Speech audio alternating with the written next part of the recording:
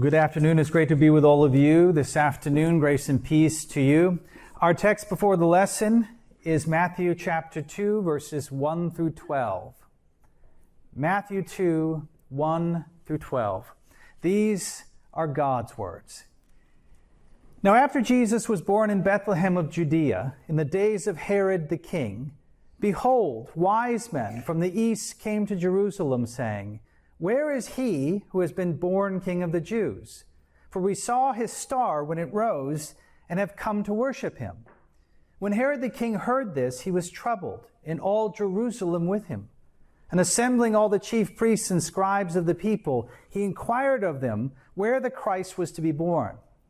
They told him, "In Bethlehem of Judea, for so it is written by the prophet, 'And you, O Bethlehem, in the land of Judah, are by no means least among the rulers of Judah, for from you shall come a ruler who will shepherd my people Israel.'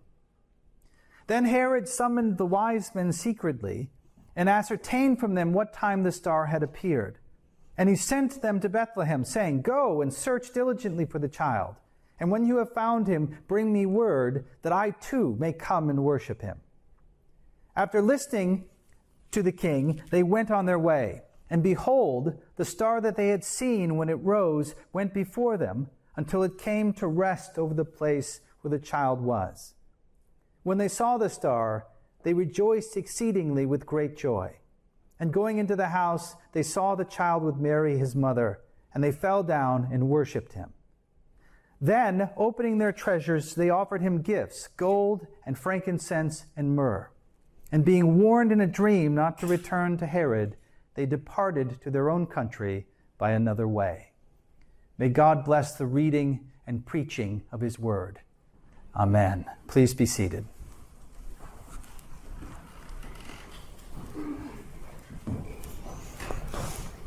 Last week we noted how the church calendar, since at least the 6th century, has celebrated Christmas over a 12-day period known as Christmastide.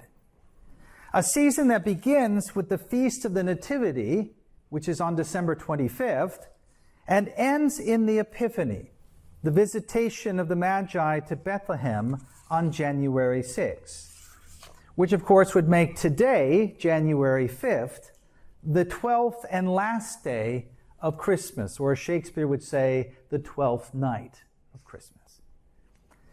Today is also referred to as the Eve of Epiphany, because tomorrow begins, as we said, a new season in the liturgical year, what is of course called Epiphany tide. Again, the old English way of saying the time of Epiphany. Given this, our focus this afternoon will be upon this text in Matthew 2 and this important visitation of the kings from the east.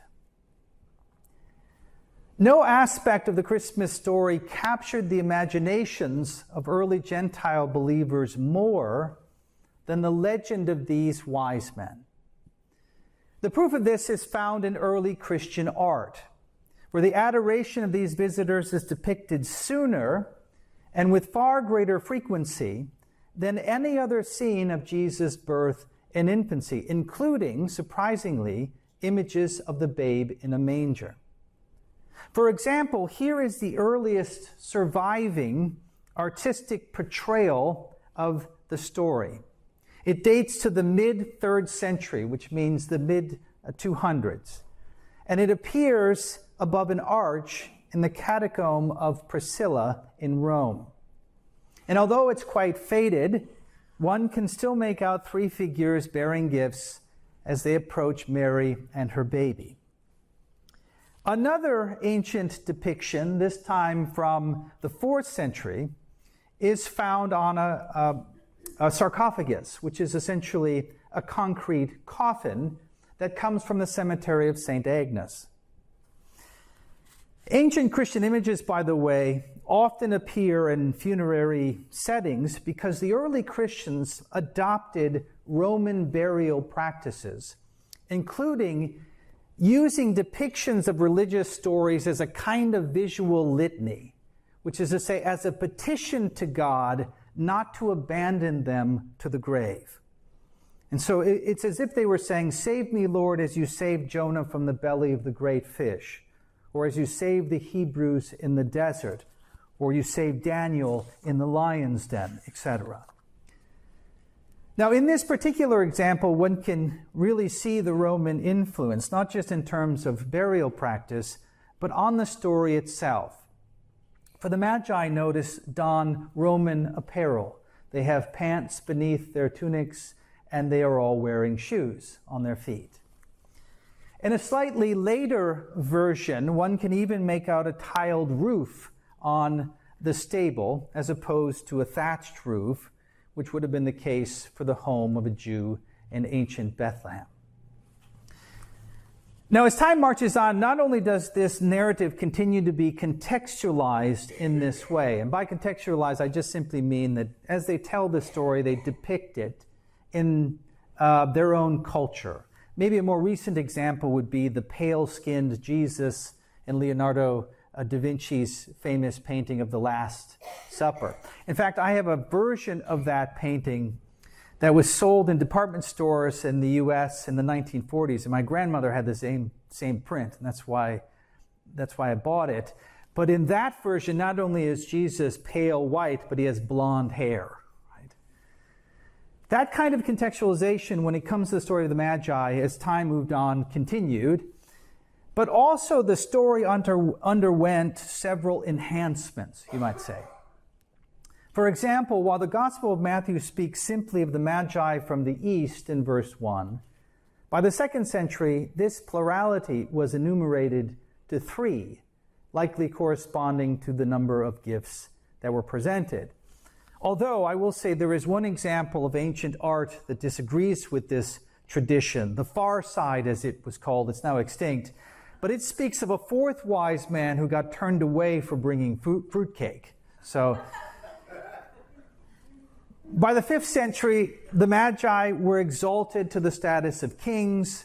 By the 6th, they were given specific names, Balthazar, Melchior, and Gaspar, as well as elaborate backstories. In other words, there was a desire to not only contextualize this story by Gentile believers, but to fill in its details. And so the 2 questions that I want to briefly explore this afternoon are these. First, why is it that Gentile believers so often chose this particular story as one to adapt in this way? And 2, was it wrong for them to do so? Let's begin with the more controversial of those 2 questions, which is the second one. Was it wrong to adapt the story? For many modern Christians, the idea of adapting the biblical narrative, even in order to contextualize it, is disconcerting.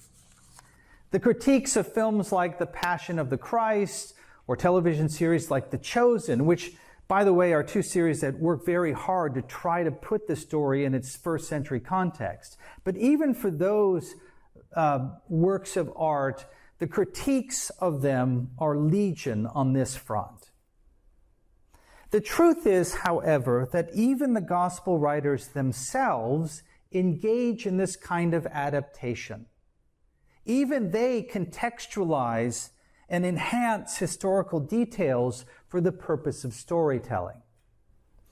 Mark's gospel, for instance, informs us that the friends of a paralytic man were unable to present their friend to Jesus because there was a large crowd that had gathered outside the house where Jesus was staying.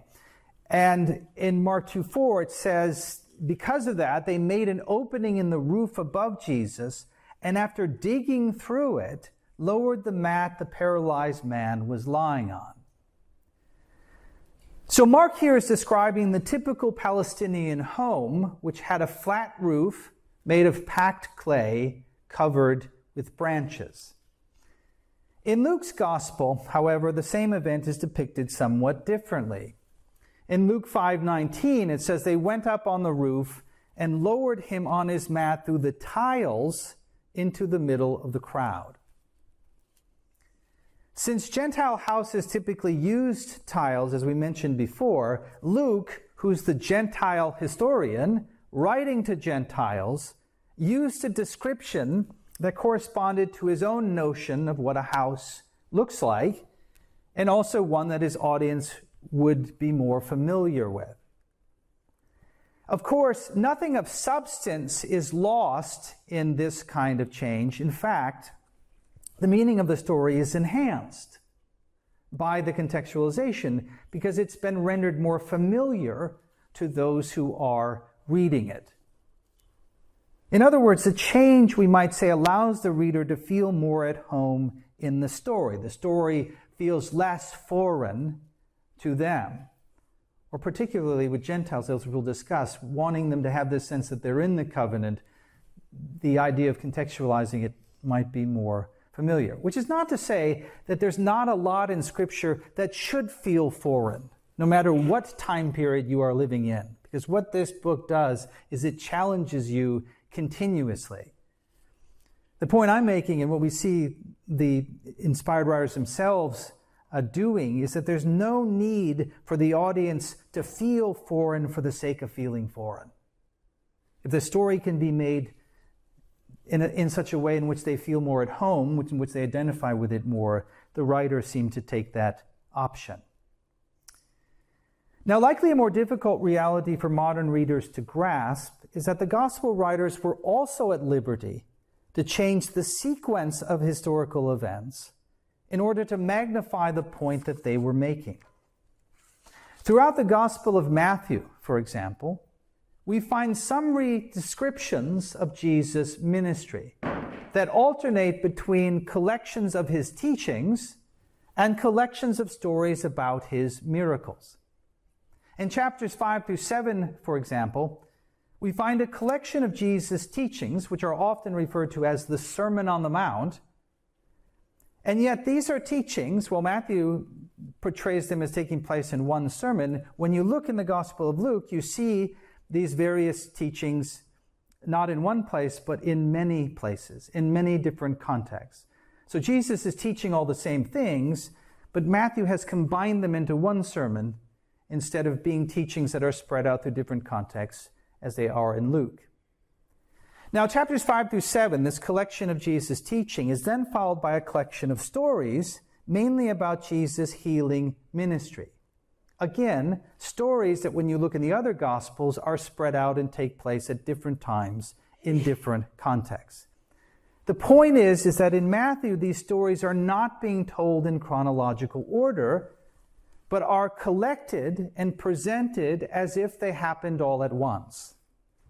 And the reason for this, at least in part, is that this pattern of teaching and miracles, read through the Gospel of Matthew and you'll see it over and over again, a collection of teaching, then a collection of story of miracles. So it's teaching and miracles. That pattern mirrors the overall theme of Matthew's Gospel, which is promise and fulfillment. Jesus is declaring that the time is fulfilled, that the kingdom of heaven is at hand, and then he attests to the truth of that proclamation through many signs and wonders. And often the signs and wonders are fulfillment of the very promise itself, right? Where the sick become well, where the blind are allowed to see, where those who are held captive, for example, with demons that are possessing them, are liberated.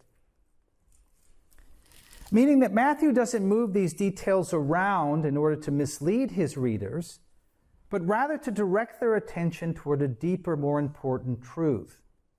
He's combining these stories. By doing so, it's not a lawless attempt to change reality, but it's a literary convention that arranges secondary details in a way that clarifies that reality. In fact, it's a practice. If you read other biographies from this time period, like Plutarch, who has many, you see that this is a practice that ancient biographers often used. Because the purpose of ancient biography was to capture the essence of the person being portrayed. Meaning that the goal of biography is very different from that of history. This is something that modern people sometimes fail to grasp. History and biography in the ancient world were completely different art forms.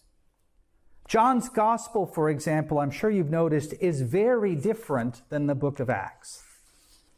Ancient biography is an art form much closer, we might say, to portrait painting than modern photography, where the goal is not photorealism, but to capture the essence of the subject, so that by reading it, you might come to know the person and not just a series of facts about them. In fact, John says that explicitly about his gospel, that he's written down these particular events and these teachings in the way that he has, so that you might come to know the Christ. This means then that the four Gospels themselves are quite carefully contextualized for their particular audiences. The reason we have four is because they're written to four different groups of people. They're targeted towards those groups. And it's why I've often said that each generation must craft its own gospel, in a sense, for its unique cultural moment. By that, I don't mean we have to write our own inspired text. Of course, that's ridiculous. But rather, in proclaiming the gospel, we have to do it in such a way as to maximize its understandability. An effectual storytelling that requires both contextualization and enhancement. Maybe another way to think of this is to think of it in a literary form. If you were going to write literature, right? If you're going to write a novel, especially like an allegory, this is exactly what C.S. Lewis is doing with the Narnia series, right? Or J.R.R. Tolkien with his works. It's the same idea. Now, this is not to say that such adaptation can never go wrong. For it certainly can and has in church history. In the 19th and early 20th century, for example, under the influence of German Lutheran scholars, many began to conceive of Jesus in a very anti-Jewish way. The Messiah began to look more like a German than a Jew, a portrait painted from less than pure motives, we might say, and one that laid the foundation for a kind of Christianized anti-Semitism which helped bring the Nazis to power. A radical contextualization that influenced much of Western biblical interpretation thereafter, which is one of the reasons why I spend so much time trying to reintroduce the Jewishness of Jesus. Jesus was a Jew.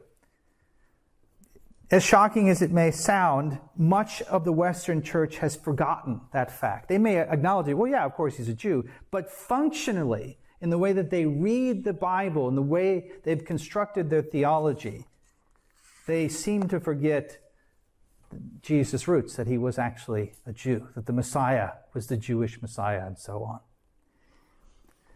A more recent example, this is maybe the one that popped in your head, a more recent example of bad contextualization would be the many blasphemous attempts that are found in the modern megachurch movement. One church, for instance, decided to present the Passion narrative within the context of the Marvel universe, featuring Batman as the crucified Messiah and the bat signal as the mark of his resurrection. And I'm sure you've probably experienced a number of bad examples of live nativities or plays that tried to contextualize the story, and it ended disastrously. Committing blasphemy even.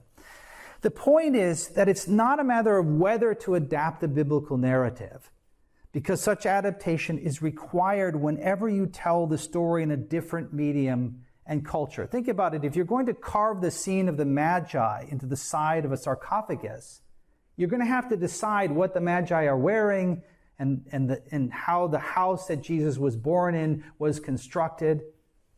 And given that it's a static image, you will likely include many of the details of the story, even though they didn't happen simultaneously. You'll just put them all on there in one big scene as if they did.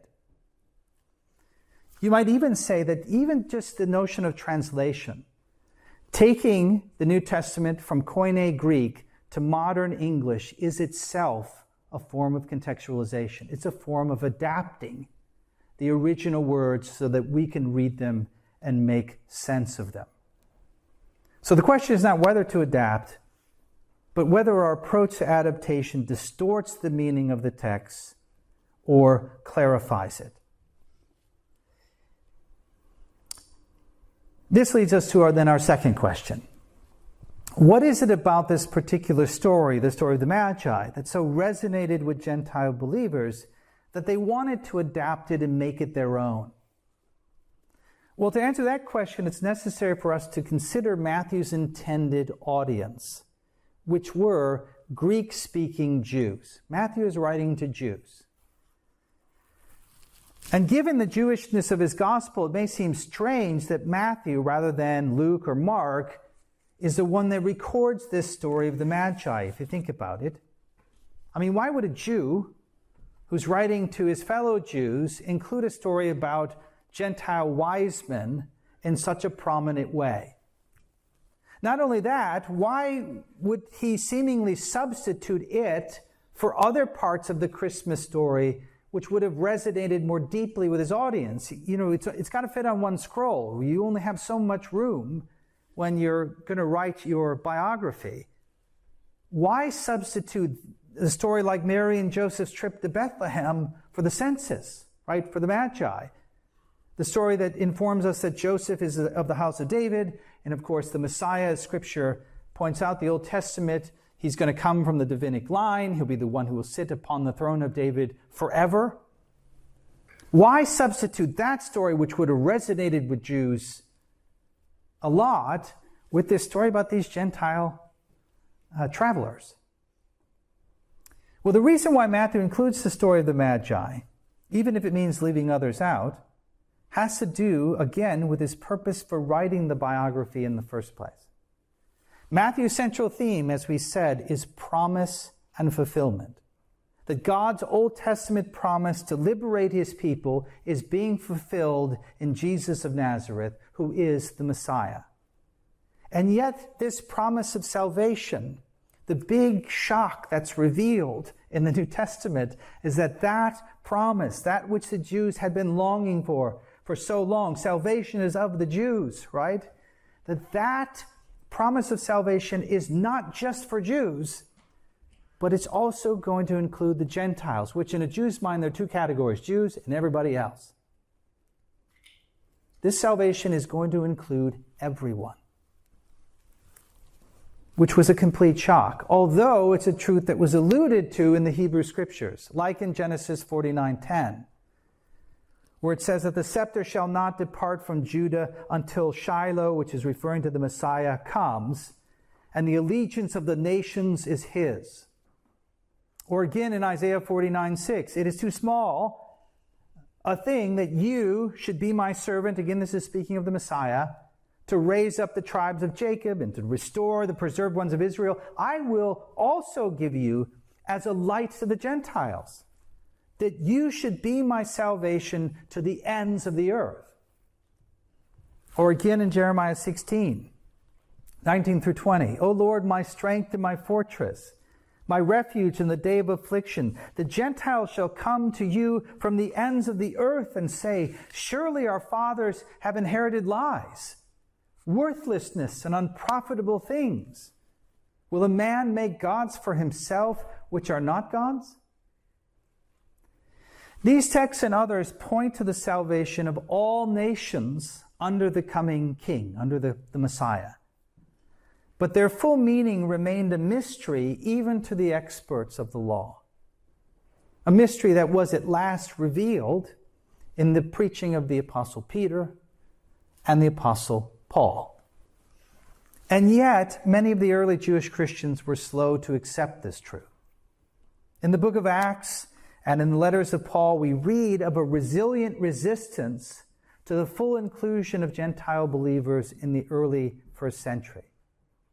Paul, for instance, speaks of the party of the circumcision, who seem to follow Paul around everywhere he goes to preach and undermines his inclusive gospel. Such Judaizers, as we call them today, taught that Gentile converts had to first become Jews if they had any chance of entering into God's kingdom. And their influence was such that even the Apostle Peter succumbed to their teaching at one point. So Matthew is aware of all of this. He's aware of this potent anti-gospel movement, and therefore he was very intentional in reminding his kinsmen of the gospel's breadth, of its broad scope. Because here's another thing that people often forget, that while the Gospel of Matthew records events that took place before the preaching of Paul, the text itself, the biography, was likely written after all of Paul's letters were written and were distributed. And so we witness Matthew's intentions, those intentions to preach this inclusive gospel. We see them from the very beginning of the work. In fact, we find it in the most Jewish of all places, which is the genealogy. Here, Matthew intentionally records 4 Gentile women in the lineage of the Messiah. Right? Talk about starting off with a bang. You're writing to your fellow Jews, you're like, well, I'm going to show you the lineage, right, to demonstrate that Jesus is the Jewish Messiah. And as you're going through it, you find 4 Gentiles in the lineage. That's like grabbing his fellow Jews by the tunic and shaking them. And this radical message of inclusion continues throughout the gospel, like when Jesus heals the son of a centurion in chapter 8, a Roman soldier of whom Jesus provocatively says, I have not found such faith even among Israel. And at the same time all this is going on, Matthew records some of Jesus' strongest indictments of the Jewish leadership. For example, what in Mark is a brief warning against the scribes in chapter 14 becomes an extended tirade in Matthew chapter 23, where Jesus berates these false shepherds as hypocrites, blind guides, fools, greedy, self-indulgent murderers. Matthew's provocative portrayal powerfully drives home the point that God is no respecter of persons, but that in every nation, anyone who fears him and does what is right is acceptable to him. So given all this, we're not surprised then at the conclusion of Matthew's gospel, which, by the way, this text is often looked at out of context completely. But given everything that Matthew is teaching his fellow Jews, we're not surprised that he ends his biography with these words of Jesus to his disciples, which at that time were Jews. In Matthew 28:19-20, go therefore and make disciples of all nations, baptizing them in the name of the Father and the Son and the Holy Spirit, teaching them to observe all that I commanded you. So Jesus is saying the kingdom of heaven is at hand. God's promises are being fulfilled, and the Gentiles are to receive a full inheritance.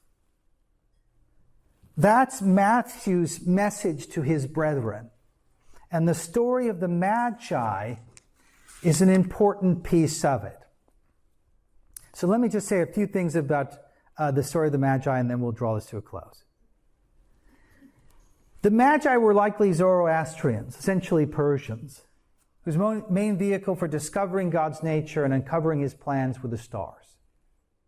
Knowing that these pagans were paying attention, it's not surprising then that God would use the heavens to lead them to further revelation, to lead them to their king.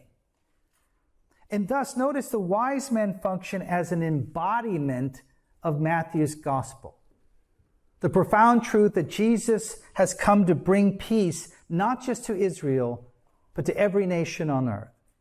That if you belong to Christ, even if you are a Gentile, then you are of Abraham's seed as much as those who are his natural heirs. That's not just Paul's gospel, in other words. It's Matthew's gospel. Indeed, Matthew's telling, putting this story in this privileged position, right? Think about this. In Matthew's gospel, you're just reading Matthew's gospel alone. You're not reading Luke's. In Matthew's gospel, who are the first people to come and give honor and to visit the king of Israel, right? In Luke's gospel, the honor is given to the shepherds, which, by the way, teaches a different lesson. But in Matthew's gospel, the privilege is given to these magi, these pagans. This prioritizing of pagans sent a powerful message to Jewish Christians concerning how God feels about Gentiles being included in the covenant. But here's the thing, it also sent a powerful message to Gentile believers once they heard it. Think about this. Is it any wonder that this story, even though it wasn't written for them originally, this was written for Jews, but is it any wonder that when they finally heard this story, it became their favorite? So much so that they desired to fill in all of the missing details. Like it's just too brief. They wanted to draw these men in their image on the walls of their tomb. Why did they want to do that? Because these men represented them in the story. Men from the east, right? In other words, east of Eden. Those who were outside the gate of paradise. Those who were outside the temple sanctuary. But who return as they travel west as they are following the risen star. Or think of it a different way. The flaming sword in Eden represents God's holiness, preventing man from once again partaking of the tree of life. And Jesus is pierced by that sword, not just for Israel's transgressions, they learn, but for their own. In fact, for those of all the nations of the earth, thus reopening the path back to paradise for all of Adam's descendants. In other words, this story lets them know that they have a part to play in this epic. Even as Gentiles, even as outsiders, they are brought inside. And this story from the very beginning of Matthew's gospel teaches them that truth. This is hard for us to appreciate, obviously, because for a long time we've taken for granted that Gentiles like us are fully included in the promises to Abraham. But from a historical perspective, that would have been the least obvious thing. These documents were shocking to Jews when they would read them. This mystery, right, that's alluded to in the Old Testament is finally revealed in the coming of Christ and in these New Testament documents was shocking. But thanks to Matthew's gospel and the story of the Magi, what has it become? It's become self-evident. I think most people, when they think, especially people who are not Christians, but I would bet even the majority of Christians, when they think of Christianity, they don't think of it as being Jewish. Because the gospel is spread throughout the entire pagan world, to all the nations, essentially. What Matthew teaches in his gospel passes right by us because it's just self-evident. It's even gotten to the point, as I said, of going to the other extreme, where we've forgotten that Jesus is Jewish, that he's a Jew. And that's led to people downplaying the Old Testament, a number of things. So I'll stop right there. The story of the Magi was incredibly important for Gentile believers for centuries. And it's important for us today, right? Matthew doesn't teach these things. If Paul doesn't, we're out of the story. We're on the outside looking in. It's like the nose up against the glass, right? You are on the outside. But it does include these things, and so we as Gentiles are included in it.